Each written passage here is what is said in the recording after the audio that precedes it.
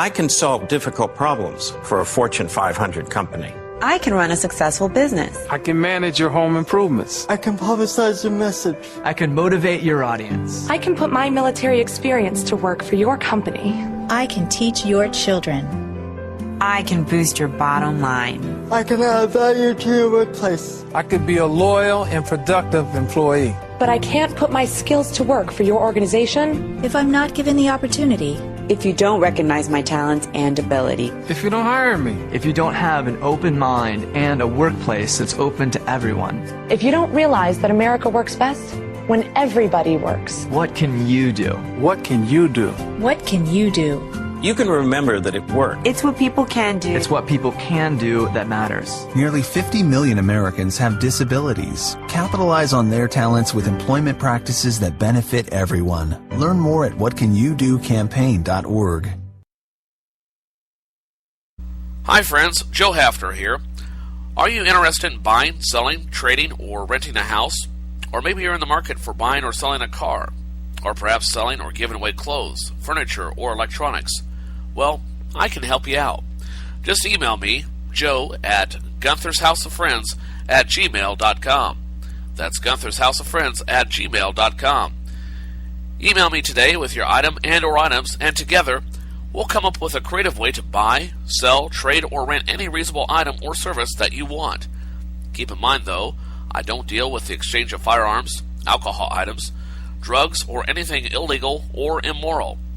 So send me an email today at Gunther'sHouseOfFriends@gmail.com.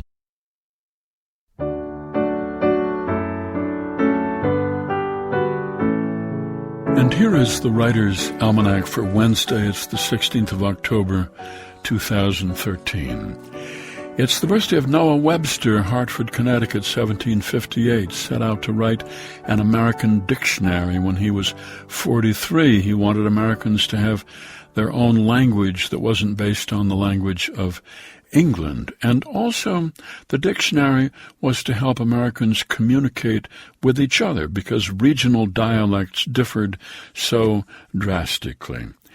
It was Noah Webster who took the letter U out of English words like color and honor, and he spelled theater and center, E-R rather than R-E, and introduced American words like squash, wigwam, opossum, presidential, Congress. It was on this day, 1846, the first successful demonstration of ether anesthesia at Massachusetts General Hospital in Boston. A surgeon named John Collins Warren amputated a tumor from the neck of a patient without him feeling any pain. Ether had often been used for years and years by college students for fun. They gave what they called ether frolics, parties where everybody got high on ether. It's the birthday of Oscar Wilde, born Dublin, 1854, who said all bad poetry springs from genuine feeling. And Eugene O'Neill, born in New York City, 1888, his father was an actor who played the lead in The Count of Monte Cristo more than 6,000 times. O'Neill accompanied him on the road. Eugene O'Neill said, "As a boy, I saw so much of the old ranting, artificial, romantic stage stuff that I always had a sort of contempt for the theater." And then in 1907, when he was 18, he saw Ibsen's Hedda Gabler in New York. And he said, "I discovered an entire new world of the drama, a modern theater where truth might live."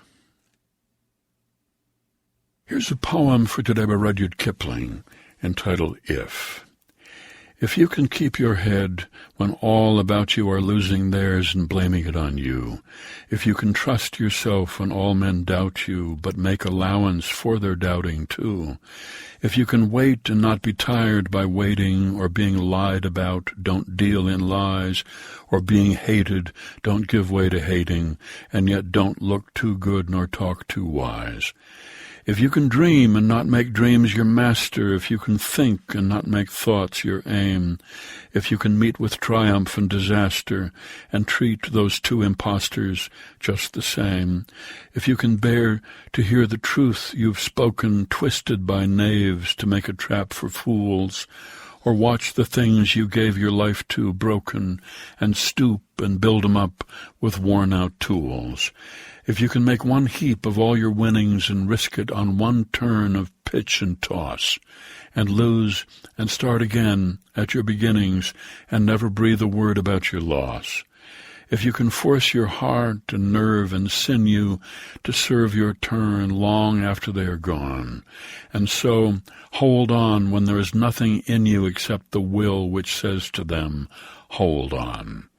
If you can talk with crowds and keep your virtue, or walk with kings nor lose the common touch, if neither foes nor loving friends can hurt you, if all men count with you but none too much, if you can fill the unforgiving minute with 60 seconds worth of distance run, yours is the earth and everything that's in it, and which is more, you'll be a man, my son. Rudyard Kipling's poem, If, on the Writer's Almanac, supported by the Poetry Foundation, publisher of Poetry Magazine, committed to discovering great poets and printing their verse, back issues and subscriptions available at poetryfoundation.org. And by Lumosity. Lumosity.com's daily online workouts are designed to improve memory and attention and are dedicated to helping people feel sharper, think faster, and remember more. More at Lumosity.com. Be well, do good work, and keep in touch.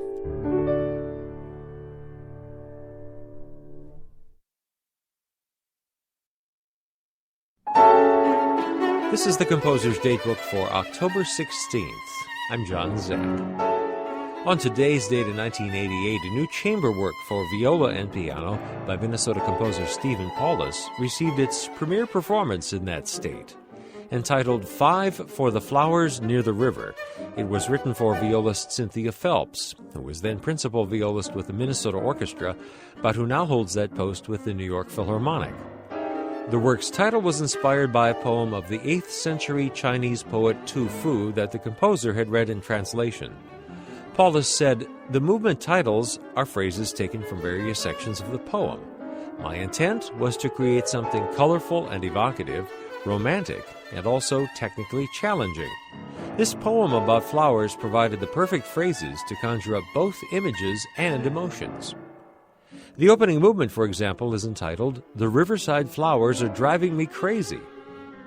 And the last, "You flowers have pity on a white-haired man."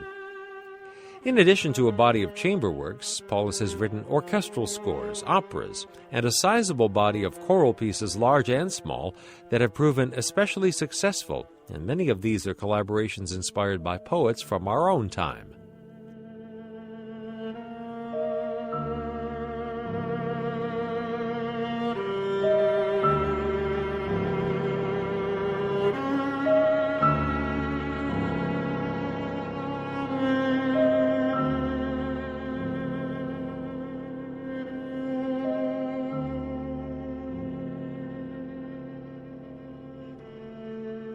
Composer's Datebook is produced by APM, American Public Media, in conjunction with the American Composers Forum, reminding you that all music was once new. Dispatch, we have a 911. Armed robbery in progress. See surplus store, corner People's Drive, 124th Street.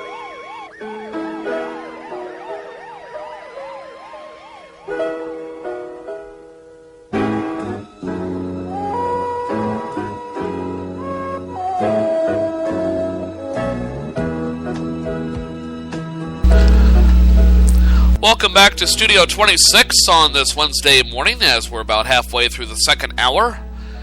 And still to come, I have market news from APM in just a moment, as well as the CBS World News Roundup. A little bit later on, popular tweets of the day, as well as what's on TV tonight.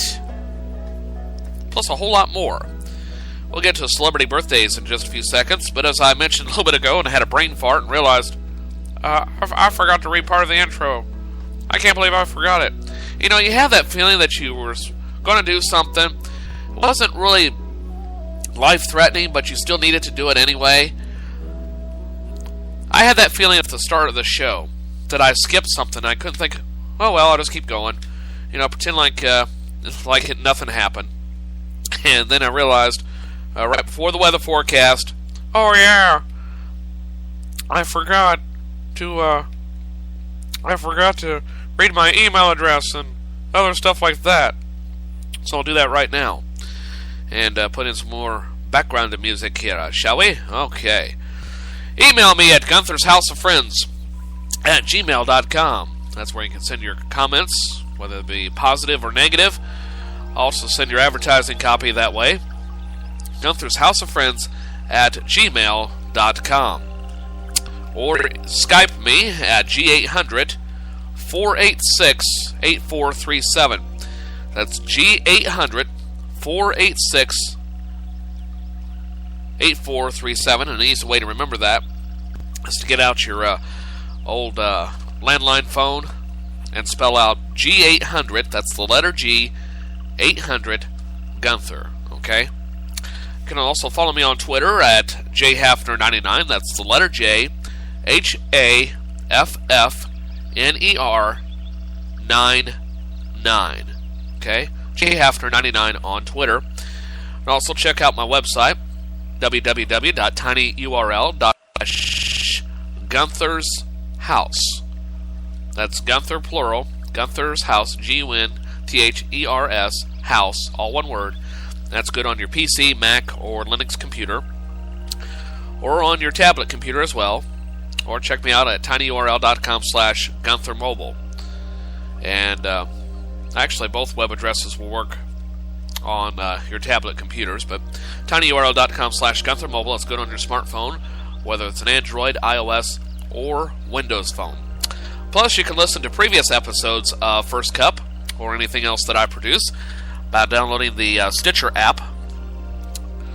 Quick link to that is on the opening page of my website, on the opening page, or go to Stitcher.com, or on the Spreaker website at Spreaker.com. That's Speaker with an R after the P. Spreaker.com.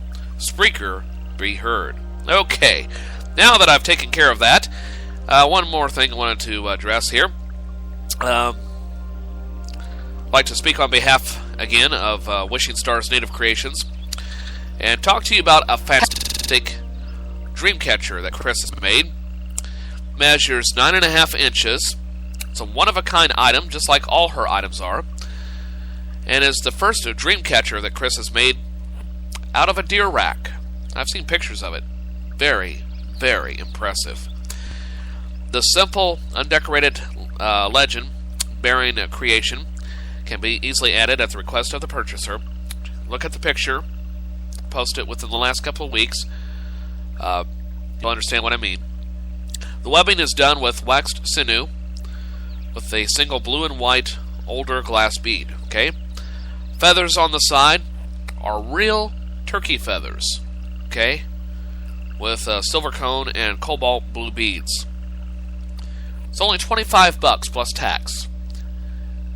Very reasonable price. Okay, not huge markups. Very reasonable price. So if you'd like to get one like this, contact Chris at Wishing Stars Native Creations, and if it's still available, you might be able to buy that very one that I just talked about. Wishing Stars Native Creations. It's facebook.com/Wishing Stars Native Creations. Okay? So please, do it today. Alright. Okay, we've done the weather forecast. Time for celebrity birthdays today. So, without further delay, here we go. Damn it, Jim, what the hell's the matter with you? Other people have birthdays. Why are we treating yours like a funeral? Bones, I don't want to be lectured.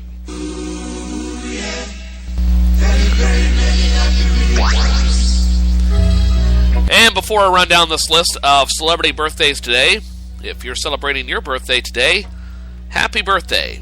And you celebrate your birthday with these famous people. Are you ready? I want you to write them down. Nah, you don't have to do that.